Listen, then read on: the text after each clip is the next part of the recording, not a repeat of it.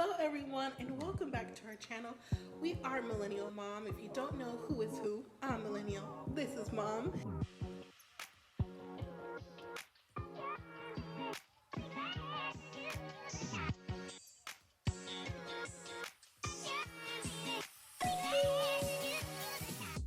Hello everyone and welcome back to our channel.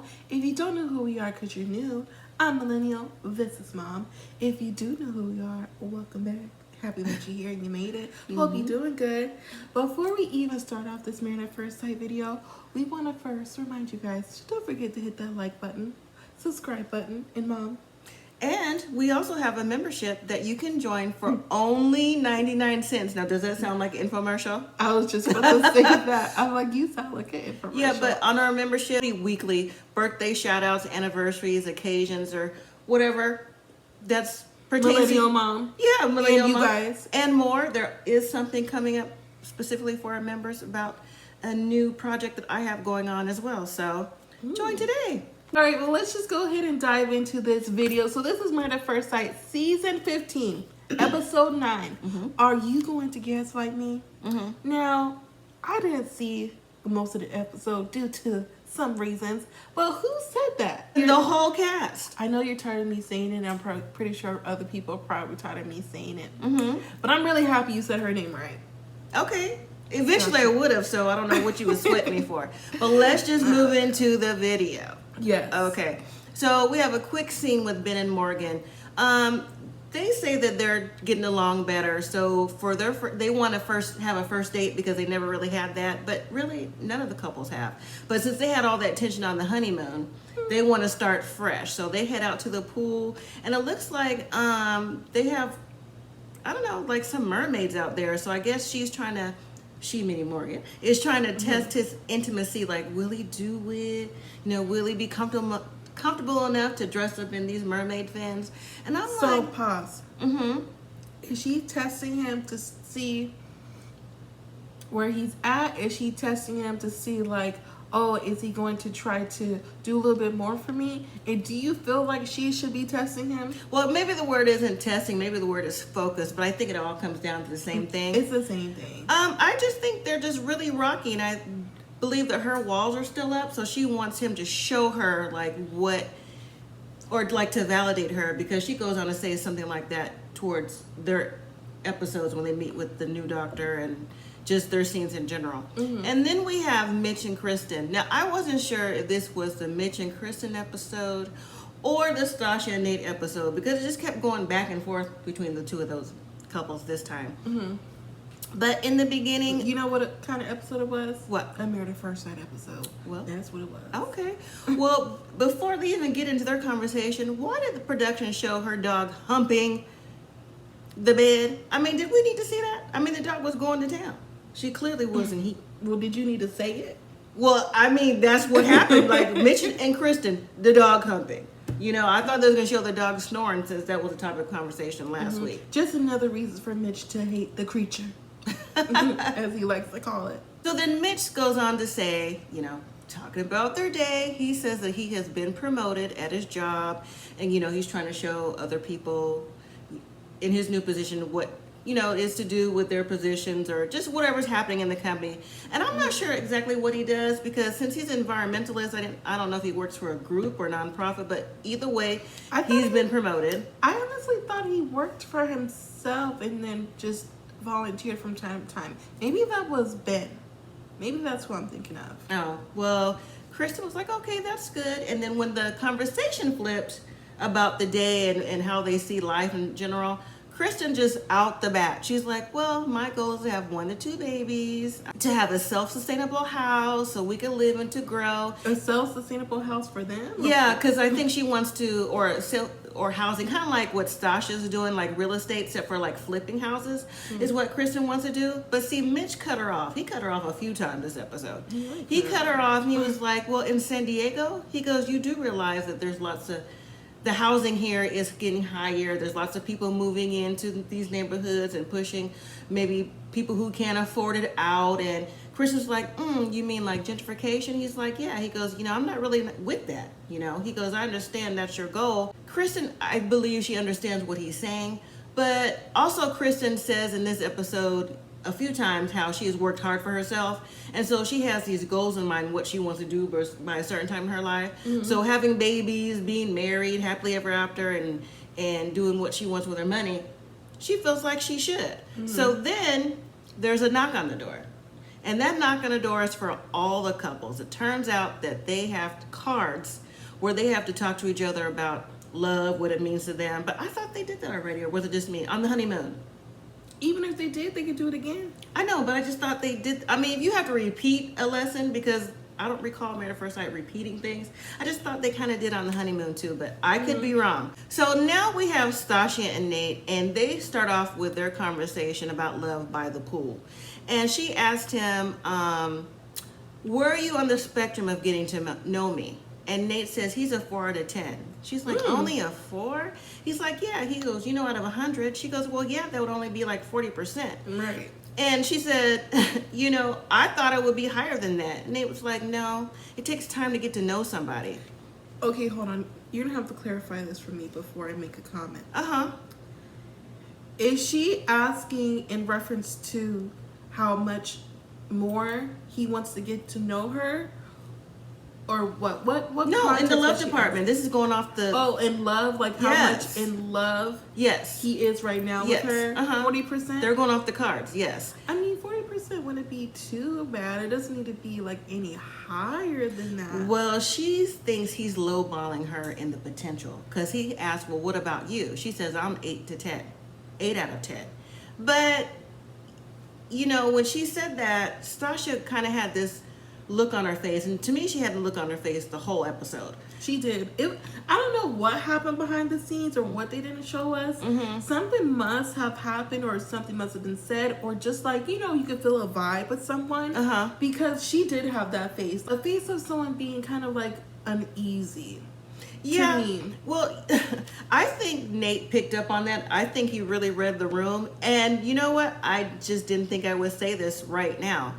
In this conversation, before I get into it, and the whole episode, I was on Team Nate for this, because love takes time. She wants love now. She keeps saying she came into the marriage, wanting certain things. Well, I'm sure he did too, but she's moving a little bit faster than him. And he did ask her, so am I hurting your feelings? And she said, yeah, a little bit. And then she also went on to say, hold your thought, please, well, remember what Pastor Cal said about love being a feeling, being an action. She threw that to him again too. So, did you see the look on my face? Yes. Well, what I have to say about that is I don't agree with you. I'm not about love taking time. No. About being Team Nate for the episode. No, I'm talking about this love taking time and the things he was trying to get to her. So, but go ahead. Why not? Because. I mean, yeah, love can take time, but there's always a way you could say it to someone more as a conversation with, what's her name? Stashie? No, with Justin and Alexis going to come later. You could be more empathetic towards someone. Nate's not very empathetic towards Stashie. I don't know why. I don't know because of his trauma background, but if you are really in this marriage to be with someone and you know that they're feeling love a little bit higher than you, there's no reason why he can't feel a little bit or be a little bit more empathetic towards her. Well, you already know why, in a way, because he mentioned it last week. He also mentioned it again later on. He said he feels that he's trying to open up, he's trying to be vulnerable by thinking about taking therapy. So he hasn't tapped into those feelings. So he already expressed that to her. So she knows that. So maybe he can't, or he doesn't realize he's not being empathetic just based off of what we have seen with Nate. But him telling her that he's not there yet is no different, since you brought it up, about Alexis saying the same thing to Justin. If you're not there yet, don't say that you are and then get your heart broken along the way if you never meet on the same level. So then they talk about has he ever been in love and has she ever been in love? He said, no, not really, that he's been in relationships, and I think the longest was like 2 years. And Stashie's like, so you never loved her or nothing like that? He goes, no, I think it's like feeling of like, or he felt something for her, but didn't quite cross the line of in love or love. And then Stashie honestly, she didn't seem like she believed that. Like, I don't want this to happen to me and all this. But the difference to me in this is the married at first sight process. So I think that she's being, like I mentioned, just a little trying to push him along further where he's not really ready. So he gave her the answer. She just didn't like the answer he gave. Back to Kristen and Mitch. They have the love conversation. She asked him, have he ever been in love? He says, yes, he's had love, but he don't think he's been in love either. I believe. And then when she said, I mean, I'm just saying. okay, but then when he asked her, she said, yes, of course. He goes, I believe. yeah, well, but she gave the reasons of why she's been in love, and I believe she said in all her relationships, which I find fascinating that you love everybody you've been with on certain levels. But she mentioned the ex and how that came about. She said that she falls in love easy. Now, I've said that about her along the way. I was like, she's someone who loves love, so I see that in her. And then Mitch says that he definitely wants to be in love because I believe. he doesn't want to have happen what happened to his parents, meaning that he's a product of divorce. And just because your parents are a product of divorce doesn't mean that you are either. You or will be. She asked, do you think it's better to be married or single right now in this time of your life? He said definitely being married because he has a partner and can do things with each other. Well, and of course Kristen agreed with that conversation too. According to him, he already felt like he was downhill, and he's only 40, 41. So, I mean, but does Mitch really seem like he wants to be married to Kristen? Some things they say and do I can see, but other things reel me back in like, I don't think so. But what he did say is that he could definitely see them making it. So Making it to decision day? Making it in a long-term marriage, yes. Beyond decision day. Oh. So next is Justin and Alexis. Now, before they can even get out their conversation, she starts choking on hookah. See, there's all these little quick scenes before they get started talking. And so she asked the question first to Justin, have you ever been in love? What do you think his answer was? To Justin? Of course he has. He says yes. He was in love with his ex, but if he's with you and he feels he can make a lifetime with you or, a partner with you or sees himself with you, he's going to go all in. And that's how he's got hurt in the past before. And then Alexis asked, do you feel like love is one-sided? Like, do you feel like from family members or friends? He said, yeah, definitely so.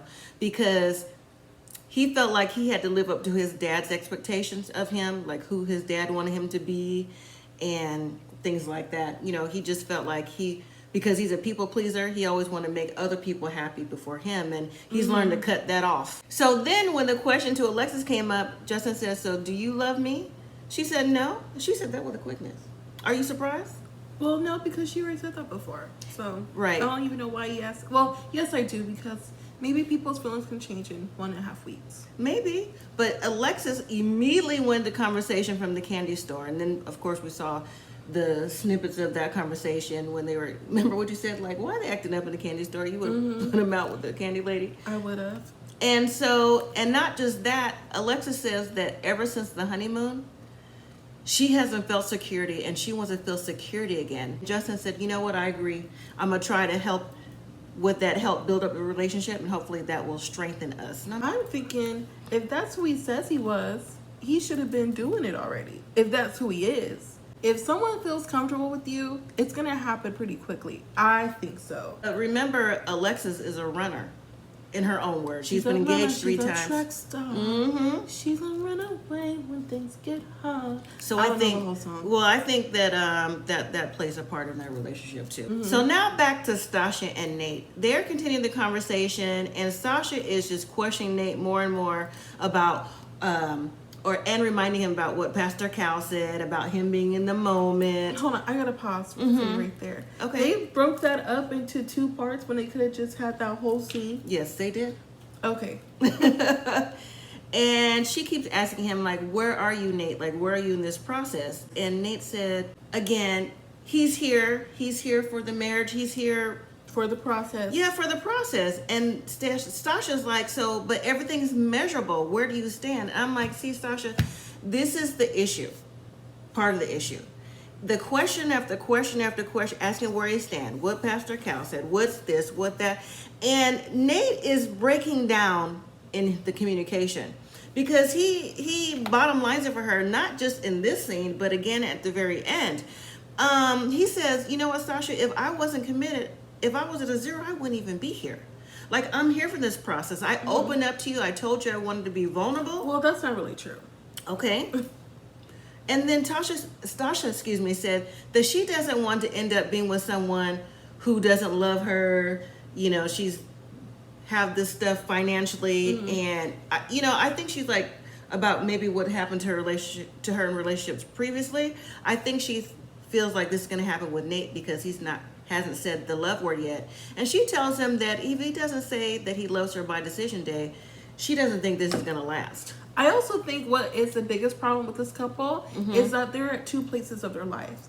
Nate, he wants to settle down, but he's not really in the rush to 100% be like commitment. Not just saying like marriage-wise, but just house, cars, kids, the dog, all of that stuff. Whereas Stashie, she's ready for it. So that's where their age different and their commitment levels are really starting to show. So next we have Miguel talking with his friend in this quick scene. And the friend tells Miguel, listen, I don't like these quick scenes. At the housewarming party, what's up with Lindy?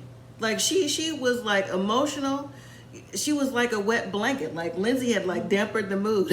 He's like, do you see any red flags in this, Miguel? And Miguel's like, yeah, I kind of do see red flags. Sometimes these quick scenes kind of put a damper on the episode because I just want to know what's going on, what the real thing is happening. But Miguel has no room to stand on to say anything about Lindy, and kind of vice versa as well. But more Miguel than Lindy. Yeah, but Miguel said, you know what? It turned him off. He's not really sure who he married. This and that. I know he's going on with the flow with his friend, right? And then the friend said, is she past being Jekyll and Hyde? I'm like, the friend got all this from the housewarming party? Lindy Jekyll and Hyde? Yes. I feel like Miguel is Jekyll and Hyde. Well, that's Miguel's friend, so he's riding for his friend. The friend said, you know what? You just got married. We know you're trying to go through like the day-to-day motions. Like, just don't set yourself for too many surprises. And Miguel was like, well, his red flag sensor is up. So. Oh my goodness. His friend basically told him, stay strong for the 8-week process so you can get your full check. Pretty much.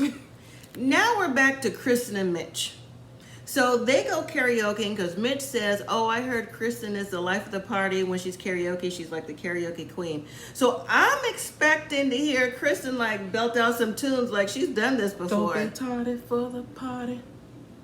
So then she's like, oh yeah, I want to sing this song when I was like, she was at the 3rd grade or the 9th grade, something like that. It was 3rd, 6th, or 9th. I'm like, huh? Like you cannot sing nothing current? Like your favorite song? It might as well have been a Disney song. No, when people karaoke, they like to sing songs that they can really sing note for note that they love. What she sing, Spice Girls? I don't know what she sang. I was too busy writing my notes. But anyway. You just tuned out the song? I did. I tuned it out. So she was doing her thing. I mean, it looks like they were the only one there too, by the way. She was like singing whatever. And then next thing you see Mitch get his mic. And he's like freestyling a rap about Married at First Sight and everything else. He had his own little beat. He was on the beat, right? He weren't really saying nothing. I was like, okay, microphone Mitch, you do that, right? So after they karaoke and all that stuff, he's like, oh yeah, I'm happy that you were having fun. And then the conversation turned. You know what? Their conversation turns a lot with Lindsay, Mitch and Kristen. And so while they're eating their food, and I have to reference the food, they had some wings. What is it just me with Mitch being environmentalist and so socially conscious? I would think that he would be like vegan or vegetarian or something, not like eating chicken wings. But that's just me. Maybe I'm wrong. What do you think? I mean, I would agree with you. Okay. So the conversation goes back to earlier in the evening when they talked about the flipping the houses and the gentrification of the neighborhoods, stuff like that. Production. All that stuff. And Kristen said that, she works hard for her money. She doesn't feel that she has to like sacrifice too many things if that's what she's willing to put her money and effort into. She realized that he's a conservationist whatever he is, conservationist or whatever. We're gonna call him environmentalist and respect what he does, but listen, I'm not. She wants him to respect her too. Yes, I'm glad she started. Well, she already knew that, but then for some reason in her mind, she just wanted to be like, no, it's okay. But now she started to come back to it a little bit, and you shouldn't, restrict what you want to do for a stranger. Well, that you're trying to do a lifetime with. Right. Well, okay, so I blame the experts. Moving back to Morgan and Ben. Okay, so Ben says that he hasn't been in love before. And Morgan says she has. Now, here's the trip about this conversation to me. When Morgan tells a story about her being in love, it was even more in-depth than Kristen's story. Because Morgan was like, yeah, my ex, we had everything so good. We were on the same level. He did what I want, when I wanted, with each other, together. I mean, he was there for me. I mean, that's exactly what I wanted, what I needed. I'm thinking, girl, well, where's he at then? She said, where he at, though? She was like, yeah, having a love like that is hard to find. I was like, there's shade.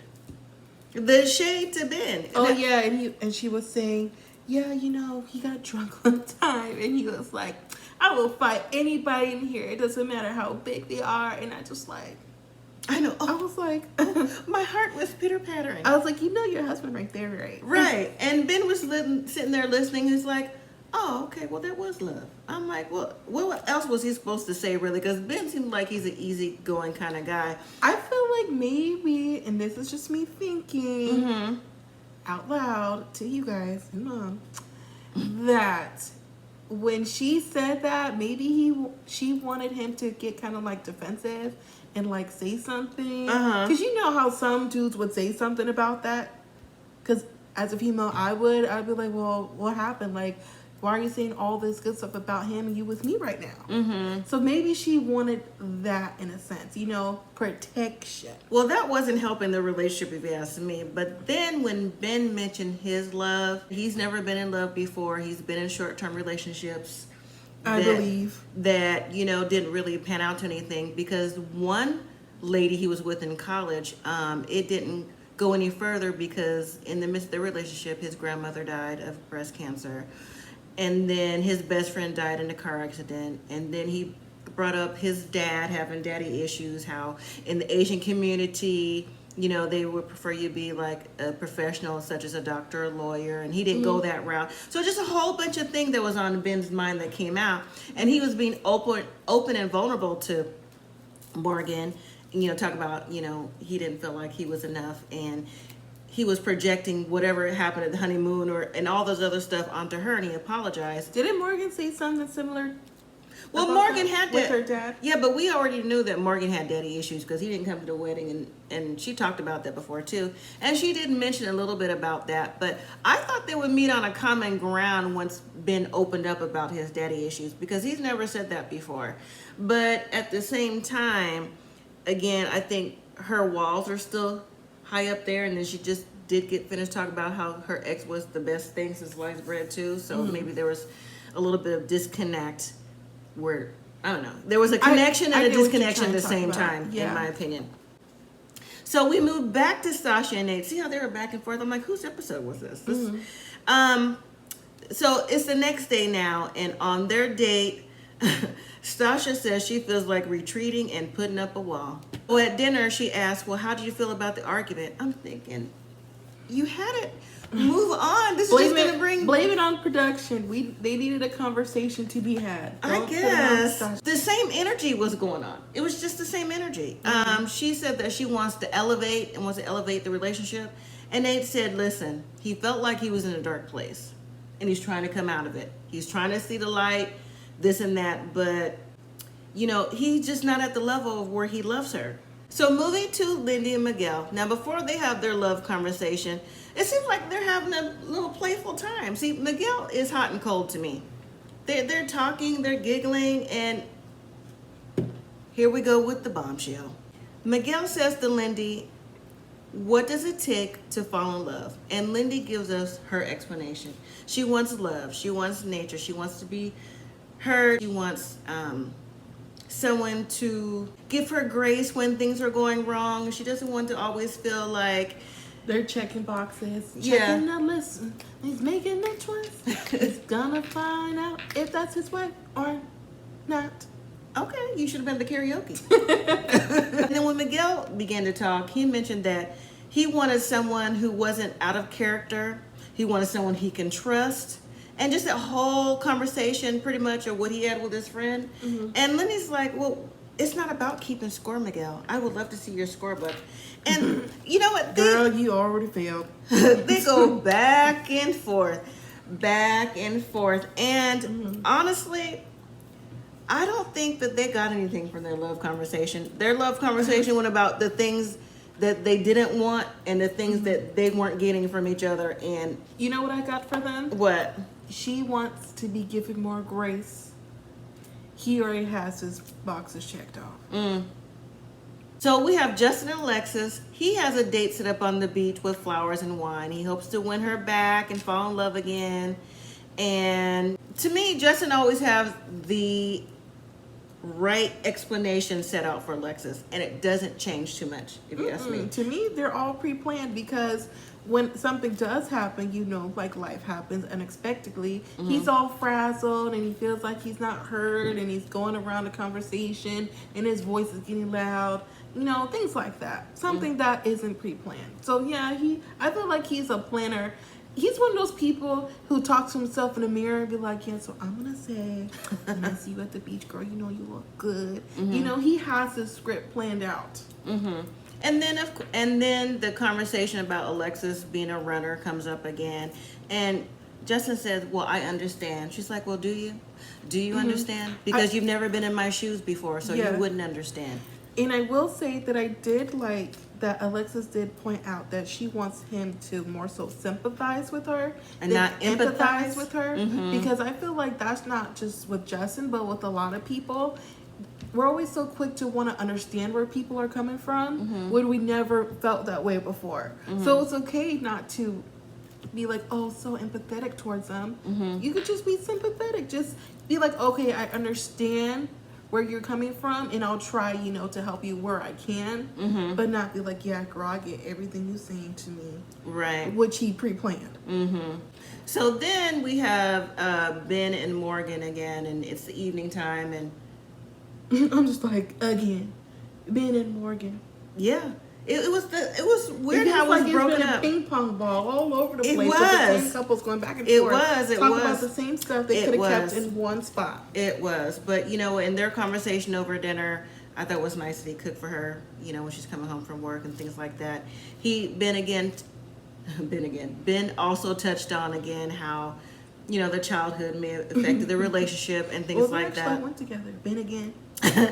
And, you know, I think they had a common ground during this particular time again.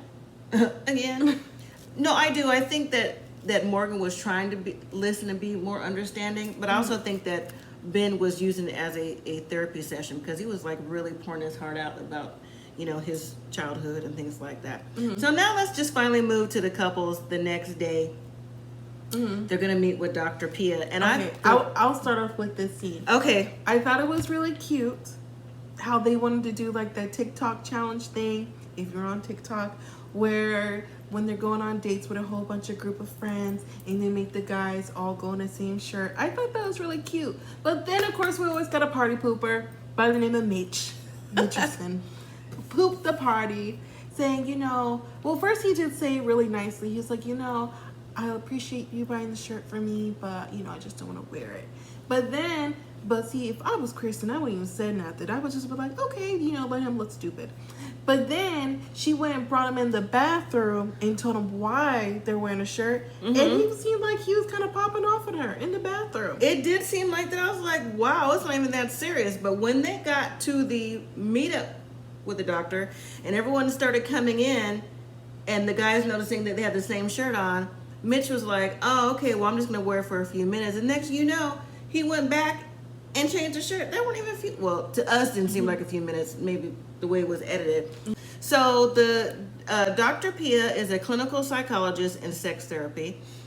She gives the couples and emotions will. She brought up the fact that you may be feeling angry. She gave a scenario, and anger is a secondary emotion. And then Justin chimed in like, yeah, such as hurt. And then Justin went on another spiel as to how he felt hurt and his reasons why. And,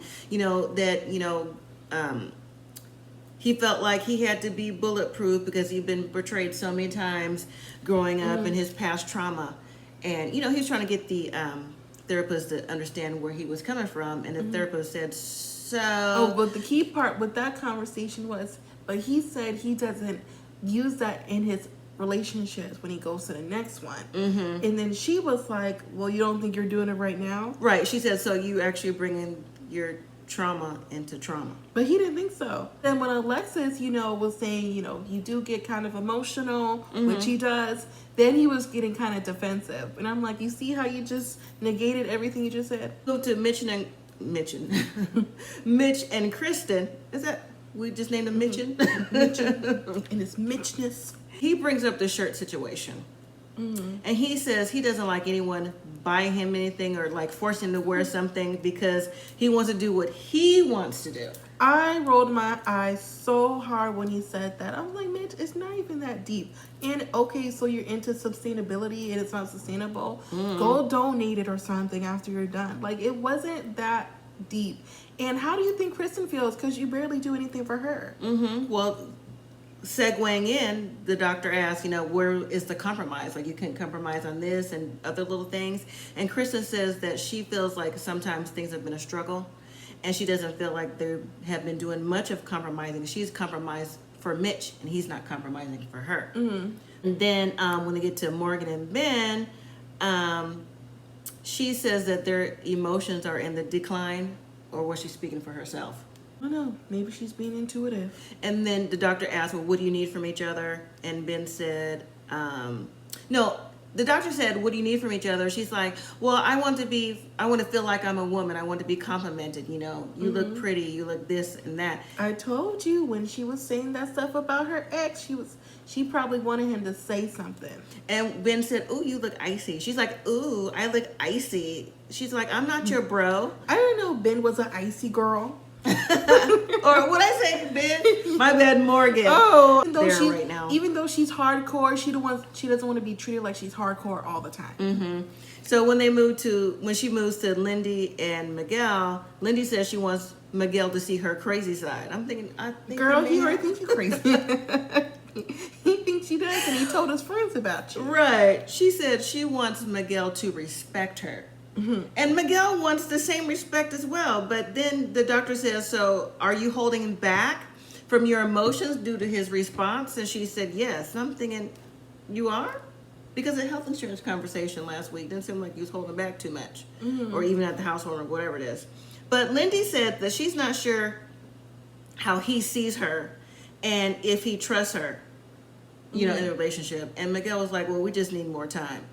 I mean, he needs 5 more weeks to see what's going on if he's going to stay. So then when Dr. Pia asked Nate and Nate and Stashie, I just named everybody, what came in with their marriage, Stashie says she feels isolated, feels abandoned, she feels sad. She says she came in to this all in and vulnerable, what we've heard the whole episode. And she said Nate doesn't match her. But Nate said that's her opinion. He's trying to get deeper with her. He's trying to grow these things. He's signed up for therapy, and those are actionable steps. And he says, I'm getting tired of proving stuff to her. And then Stashie got emotional about that. She started crying. And Nate just had his arms crossed. He didn't comfort her or nothing. Even Mitch and Kristen were holding each other at the group setting. So I was like, wow, that's disconnecting fast. So after the group meeting, they go home and we see Nate and Stashie. It's more conversation about what's happening, and the mood in the room just changes completely because Stashie goes in talking about there's again not enough communication. Nate just was like, if you're not being patient enough, this is no longer a me thing. This is on you, girl. Right. And I was like, ooh. I was like, what did he say? Nate. Yeah. I don't know. I just feel like it is a Nate thing. it can actually be both of them because they both have things that they want. They both have things that they need to work on. She needs to work on not being as pushy with Nate, even though I understand her reasons why. And Nate needs to, you know, really get into that therapy thing, really get into being in touch with his emotions, because if he's not going to show that empathy towards his, you know, wife that he's trying to have past 8 weeks, it's not going to last that long. Yeah, but so I don't know if it's her or something within her that he's just not opening up to, or if it's him. To wrap it up, there is another fight, The another best scene of all. The best scene I've seen yet. Ben and Morgan arguing off camera. What? This is the second time we've seen this already? Yeah. Wow. Well, apparently Morgan says she heard from Alexis that he's been telling lies, which means he's been talking to Justin about something that's going on. And of course, Justin been chit-chatting, because that's what he do. Thank you all so much again for watching and sticking to this whole entire video. Don't forget to like, comment, subscribe, and sign up for a subscription if you would like. And Mom, take it away. And as always, live simply, be grateful.